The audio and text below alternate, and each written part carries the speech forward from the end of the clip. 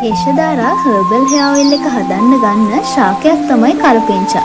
ඉතින් අපේ තෙල් එකට මේ කරපිංචා භාවිත කරන්න හේතුව මම ඔයාලට පැහැදිලි කරලා දෙන්නම්. කරපිංචා වල තියෙනවා කෙස් මුල ශක්තිමත් කරන vitamin A, vitamin C, antioxidant. මේවා කෙස් මුල පෝෂණය කරලා කොණ්ඩේ වැටීම අඩු කරන්න උදව් වෙනවා. ඒ වගේම කරපිංචා වලින් ස්කැල්ප් එකේ රුධිර සංසරණය වැඩි වෙලා අලුත් කෙස් මූල වර්ධනය වෙනවා. ඒ විතරක් නෙවෙයි.